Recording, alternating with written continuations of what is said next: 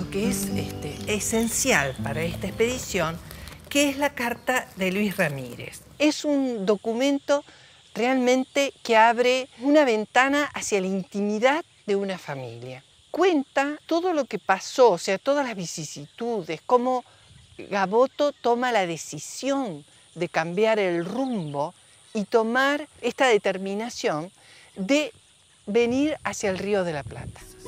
Esta carta de Luis Ramírez es una carta que se manda a España en 1528 en una carabela que despacha el capitán general Gaboto. Se manda mucha documentación, pero documentación que había pasado la censura de Gaboto.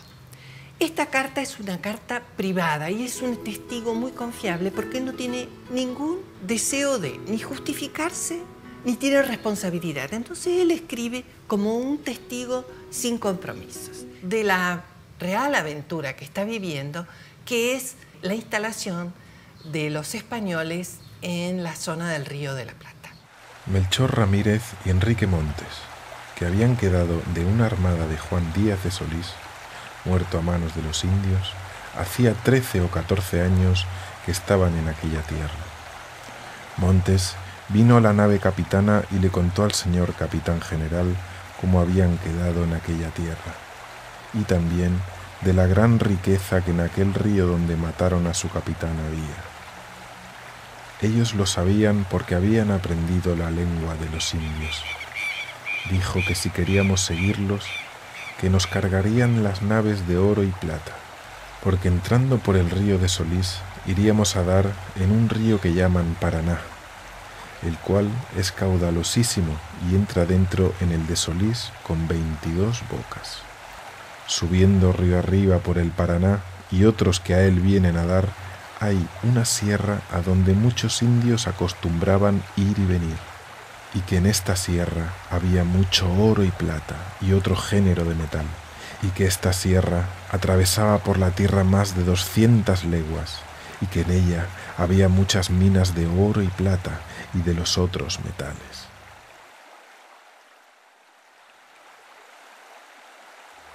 Llegamos al Carcarañá, un río que entra en el Paraná y que los indios dicen que viene de la sierra, donde hallamos que el señor capitán general había hecho su asiento y una fortaleza.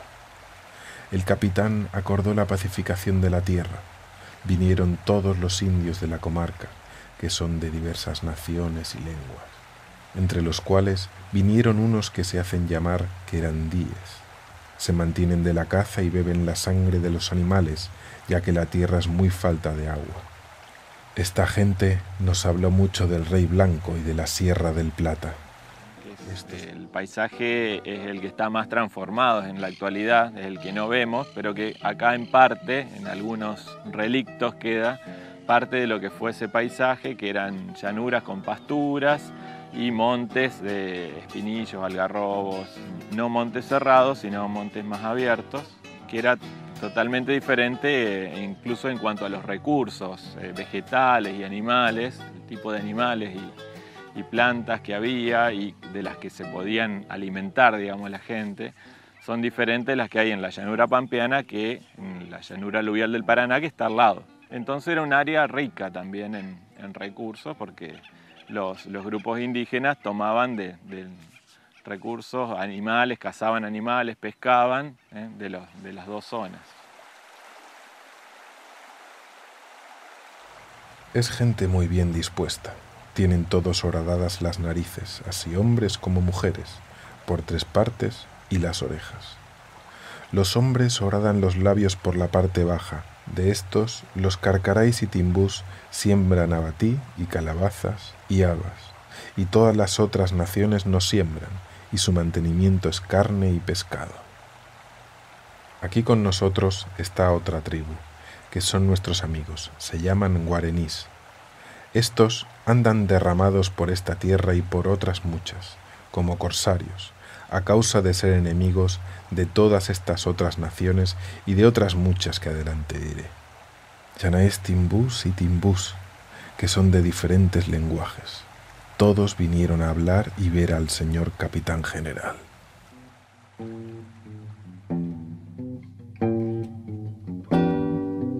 Bueno, acá desde hacía muchos, por lo menos 1500, 2000 años antes que llegue Gaboto, vivían grupos cazadores-recolectores que tenían una economía basada principalmente en la caza, la recolección y la pesca. Eran grupos móviles, principalmente se basaban en la extracción de recursos naturales, que eran los timbúes, por ejemplo. Después había otros grupos que eran más de la zona de la llanura pampeana, que vivían desde aquí hacia el oeste, que eran los querandíes. En el área, en la región, ya había grupos guaraníes también, que ya son grupos que tienen ya un sedentarismo, que son grupos que vienen bajando del sur de Brasil y lo que ahora es el sur de Brasil y Paraguay. Y bueno, fueron justamente estos grupos los que le alimentaron, digamos, cuando llegó la expedición a este lugar. Es decir, que comieron pescado, las cosas que ellos comían les proveyeron a los españoles que venían casi sin comida y sin recursos, ¿no? Estos señorean gran parte de esta tierra y confinan con los que habitan en la sierra. Traen mucho metal de oro y plata en muchas planchas, orejeras y en hachas, con que cortan la montaña para sembrar. La tierra es muy sana y muy llana, sin arboledas. Hay en ella mucha caza, como venados, lobos, raposos, avestruces y tigres. Hay muchas ovejas salvajes. El pescado de esta tierra es mucho y muy bueno. Es tan sano que todos los hombres que enfermos e hinchados por el hambre, con tener dieta con pescado y aguas tartar, en menos de 2 meses estábamos todos tan buenos y tan frescos como cuando salimos de España.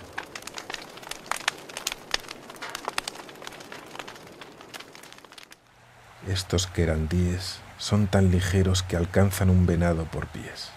Pelean con arcos y flechas y con unas pelotas de piedras redondas y tan grandes como el puño, con una cuerda atada que la guía. Nos contaron también de otros indios que de rodilla para abajo tienen los pies de avestruz. En la comarca de la Fortaleza hay otras naciones, carcaráis, chanaés, peguás y chanaés.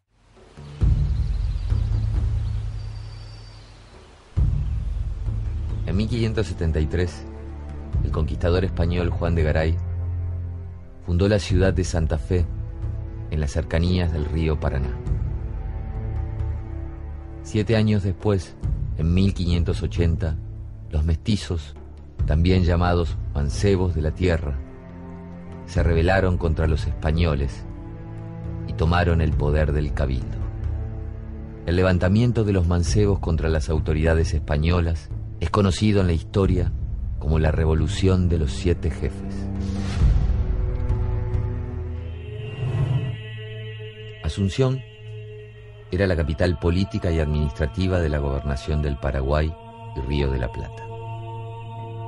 Durante la época colonial fue un centro de descanso y de abastecimiento para los que llegaban desde Europa, atraídos por el oro y la plata del Alto Perú. En esa ciudad, la convivencia entre los conquistadores españoles y las mujeres guaraníes provocó la aparición de los mestizos o mancebos hijos de la tierra.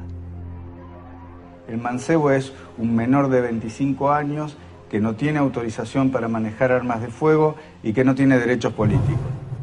Pero también tiene una connotación étnica.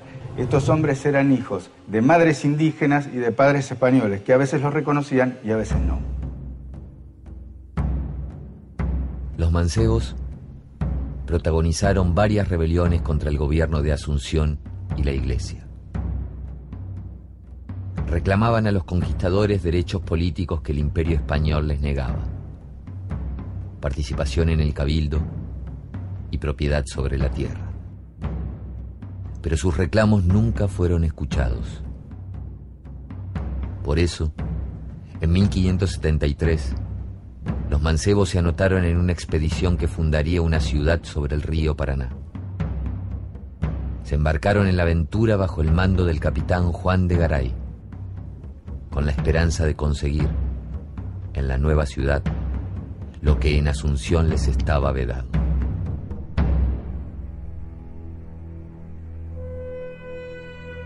Muchos de los hombres que están inscritos en este alarde aparecen también en documentos de la ciudad de Asunción de 1572, llamados como mancebos desordenados, es decir, que eran muchachos revoltosos. La fundación de otra ciudad era una gran oportunidad.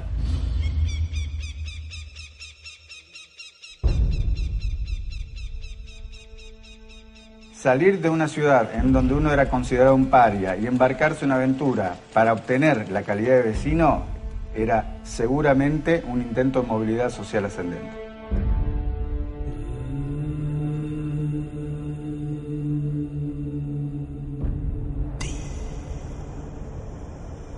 En el barco vienen los mancebos.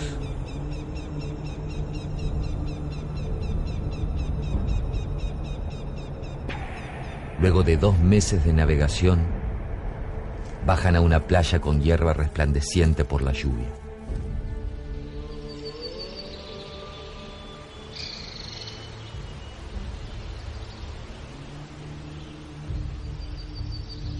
Garay, 9 españoles y 70 mancebos desembarcaron a la altura del actual Cayastá, en el río San Javier. Luego de explorar el territorio y de constatar la abundancia de agua, pastos para el ganado y leña, Juan de Garay fundó la ciudad de Santa Fe el 15 de noviembre de 1573. Justo en este lugar, el rollo de la justicia en la plaza mayor de la ciudad.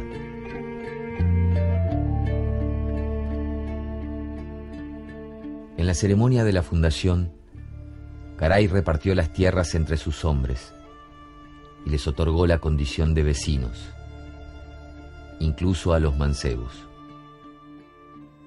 Luego nombró a las autoridades que integrarían el primer cabildo. En ambos casos, las mejores tierras y los cargos más importantes fueron para los españoles. Los mancebos recibieron mal esta preferencia. Sentían que era injusto ese pago por tanto sacrificio. Se repartía dentro de la ciudad los solares para que construyeran sus casas los vecinos, y ya fuera de la traza de la ciudad, chacras donde se cultivaba cereales para el abastecimiento local, y más lejos de esas chacras, tierras para estancias, es decir, para la cría de ganado. Todos participan del reparto de la tierra, y si bien tenían algún tipo de participación en el gobierno local, eran minoritarios y no ocupaban los cargos más importantes.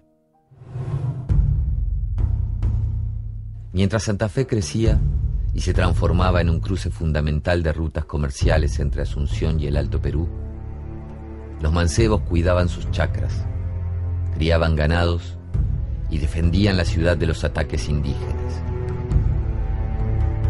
Pero en poco tiempo, el tranquilo pueblo sería lugar de disputas y conflictos. En 1577, el mestizo Diego Ortiz de Zárate y Mendieta hereda el título de adelantado. Llega a Santa Fe, donde instala la capital de la gobernación del Paraguay, y encuentran los mancebos grandes aliados.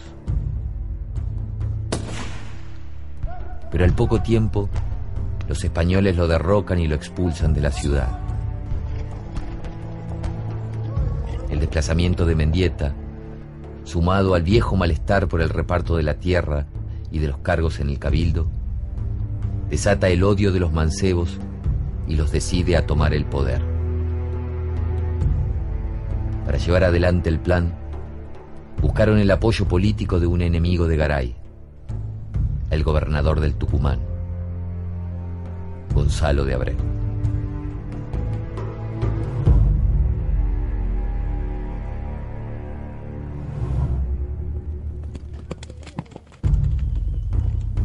Dos jinetes llegan desde Santa Fe.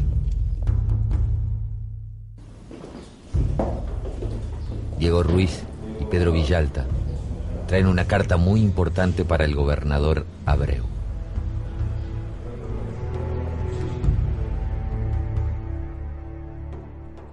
Los mancebos, descontentos con Garay, Le ofrecen su lealtad y su apoyo para poner la ciudad bajo su mando, pero le exigen que no sea el pago y galardón que Joan de Garay nos ha dado, que es dar lo mejor a los que vinieron a manera de decir ayer, y los que venimos a poblar la tierra, estamos en la mira como badajos pobres y abatidos.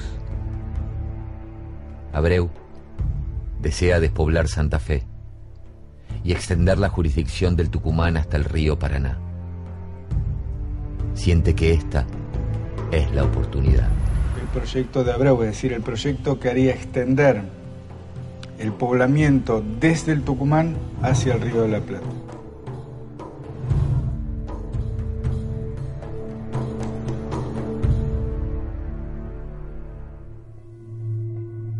La Junta congregó a 34 personas, pero 7 hombres fueron los líderes: Pedro Gallego, Rodrigo Mosquera, Domingo Romero, Pedro Villalta, Diego Ruiz, Diego de Leiva y Lázaro de Benialvo.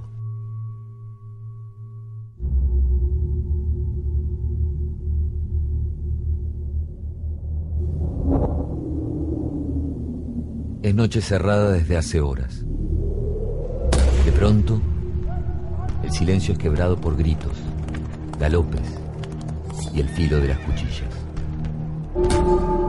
El mancebo Diego de Leiva salta de la cama como encendido. Toma el facón y lo adhiere a su cuerpo.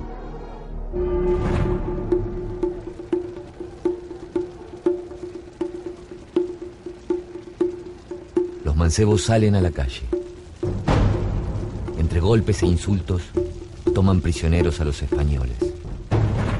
Un grito victorioso atraviesa la noche. Todo es nuestro. Todo es nuestro.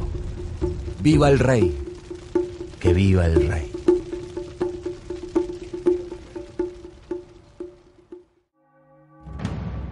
Las campanas anuncian el fin de la ceremonia religiosa y el inicio de un día sangriento.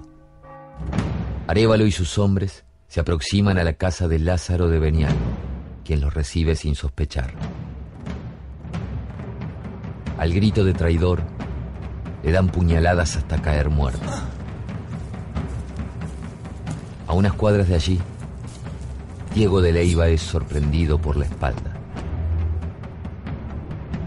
La espada certera atraviesa su corazón. Domingo Romero y Pedro Gallego son asesinados en la Plaza Mayor. Diego Ruiz es llevado al rollo de la justicia.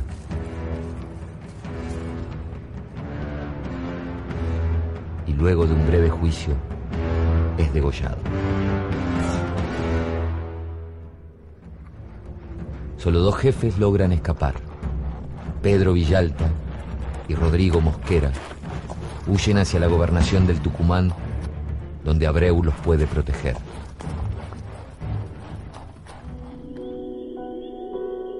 Corre en el poblado un escalofrío de muerte. El pardo caserío es todo como un sepulcro. Se respira un aire de tragedia entre el llorar de huérfanos y el desconsolado gemir de las viudas. El primer día de junio de 1580, los 7 jefes de la rebelión han muerto. La rebelión murió antes de nacer, y con ella el sueño de los mancebos de gobernar su tierra. Ey. Fueron asesinados, Está muy bueno. y sus familias desaparecieron de la vida santafesina. Más es este. Sí. Los rebeldes buscaban una mejor posición social, Exacto. pero esto no era posible en el sistema que había consolidado Garay, y pagaron con su vida el anhelo de valer más. En cambio, los contrarrebeldes recibieron tierras y ganado, convirtiéndose en los beneméritos, un grupo que controlaría el cabildo durante 3 décadas. Curiosamente, un premio a la lealtad de los traidores. Aparece, entre otras cosas, de Martín Fierro. La etimología de la palabra gaucho está muy discutida. Hay nada menos que unos 30 postulaciones y no se ha definido bien hasta dónde viene la raíz, de dónde viene la raíz de gaucho. Algunos creen, y yo creo que es la más firme de todas, que viene de la metátesis. Se llama así cuando vos alterás el orden de las letras en una palabra. Dicen que el gaucho viene de guacho. Que guacho genera gaucho, porque es una persona que no tiene origen definido, que no se saben quién son los padres. Esta especie de anonimato de origen sería una explicación. Ahora, es interesante que los testimonios de los españoles en general ven siempre al gaucho como pendenciero, con malos hábitos, un tipo vago, cosa que no ocurre en los viajeros ingleses. Los viajeros ingleses tienen generalmente una estimación muy grande por el gaucho, porque el espíritu individualista del inglés lo lleva a reconocer que el gaucho era así, era independiente en todo. Y los militares nuestros, tanto Belgrano como San Martín, o los caudillos, como López, Rosas, Urquiza, nunca hablan de gauchos, hablan de paisanos. Y en la tradición argentina, de más o menos hacia 1870, se empezó a distinguir lo que era el paisano del gaucho. El paisano era el gaucho asentado, es decir, el gaucho que tenía familia. Yo he conocido esta tierra en que el paisano vivía, su gauchito tenía, y sus hijos y mujer, una delicia ver cómo pasaban los días. Un hombre con trabajo y con familia sentado en un rancho. El gaucho, en cambio, era el vago, el que andaba por la pampa sin ningún tipo de atadura. De esta manera hago un poquito el encuadre de lo que voy a decir ahora, que es las distintas formas en que se denominó el gaucho, algunas cosas muy curiosas, ¿no? La primera denominación para este tipo humano que habitaba parte de la pampa era de mozo perdido. Ya Hernán Darias lo menciona así en el siglo XVII, y eran dos tipos de origen del gaucho.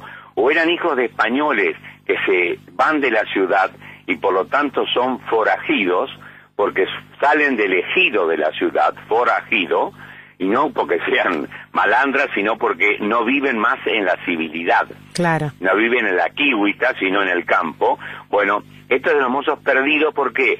Perdidos porque no andan con rumbo. Y en segundo lugar, la palabra perdido también aludía al hecho de que moralmente no eran serios, ¿no? Ajá. Este tipo nace en Santa Fe, según Hernán Darias nos da testimonio.